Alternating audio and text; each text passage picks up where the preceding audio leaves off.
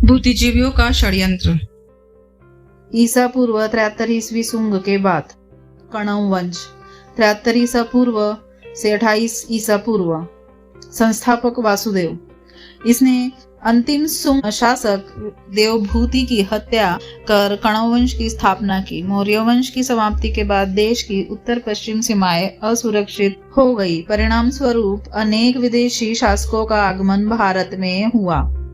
इनमें प्रमुख थे हिंद, बैक्ट्रियाई, यूनानी, शक, पहलव और कुषाण। इनमें कुषाणों ने सबसे अधिक प्रभाव भारत पर छोड़ा और कालांतर में भारतीय सभ्यता में घुल मिल गए। मौर्यों के बाद भारत में विदेशी आक्रमण। संभवतः सिकंदर के बाद 183 ईसा पूर्व भारत पर आक्रमण करने वाला पहला यवन यूनानी का रोमन आक्रमणकारी डेमेट्रियस पिता यूथिडेमस प्रथम अथवा दमित्र था। उसका सेनापति मिनांडर था। मिनांडर बाद में बौद्ध हो गया और भारत पर अनेक वर्षों शासन किया। डेमेट्रियस ने भारतीय राजाओं की उपाधि धारण कर यूनानी तथा खरोष्टी लिपि में अपने चित्र वाले सिक्के भी चलवाए थे, जिसके साक्ष्य उपलब्ध है। इन्हें हिंद यूनानी शासक भी कहा जाता है। मिनांडर इनमें सबसे महान शासक था। महायान ग्रंथ मिलिंद पन्हों में मिनांडर मिलिंद 160 ईसा पूर्व से 140 ईसा पूर्व के कार्यों का वर्णन है। उसके सिक्कों पर पहली बार धम्मचक्र, हाथी के चित्र आदि मिले हैं। उसके सिक्के उत्तरी भारत के कई स्थानों से मिले हैं। शक वंश प्रथम सदी ईसा पूर्व के आसपास। शक वंश सीथियन का वर्णन प्राचीन चीनी ग्रंथों में मिलता है। शक या सीथियन मध्य एशिया के निवासी थे।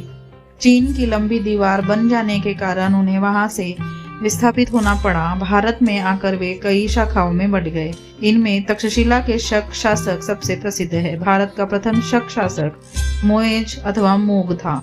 इसने गंधार में प्रथम शक वंश की स्थापना की। तक्षशिला ताम्रपत्र में इसका उल्लेख मिलता है। इसका काल संभवतः प्रथम सदी के आसपास है। इन्हीं शक शासकों के द्वारा भारतीय हिंदी कैलेंडर या पंचांग की स्थापना की गई थी, जो आज अपने बीच में शक संवत के नाम से प्रचलित है। शक संवत पंचांग ईसा के बाद 78 ईस्वी से शुरू हुआ था, इसलिए अंग्रेजी कैलेंडर ईस्वी से 78 वर्ष कम रहता है। यानी कि ईस्वी में 78 कम कर दीजिए, तब आपको शक संवत मालूम हो जाएगा। ईस्वी साल 78 = शक संवत साल। तक्षशिला से प्राप्त ताम्रपत्र पर संवत 789 लिखा हुआ है। इसने अपने नाम के सिक्के ढलवाए, जिन पर यूनानी देवताओं के अतिरिक्त बुद्ध की आकृतियां हैं। दूसरी आकृति में एक आसन लगाए हुए निर्वस्त्र व्यक्ति का चित्र है।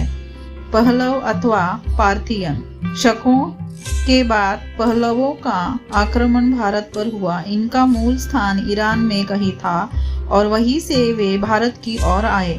सन 20 ईस्वी में गोदोफेरस ने पल्लव साम्राज्य का प्रारंभ किया। इसे हिंदी पार्थियन राज्य कहा गया है। पहलवों का वास्तव प्रथम पहलव शासक माउस या मोत 90 से 70 ईसा पूर्व था। इस वंश का सबसे महत्वपूर्ण शासक गोंदोफर्नेस 20 से 41 ईसा था। इसकी राजधानी तक्षशिला में थी। गोंदोफर्नेस के शासक काल में ही प्रथम ईसाई धर्म प्रचारक सेंट थॉमस भारत आया था।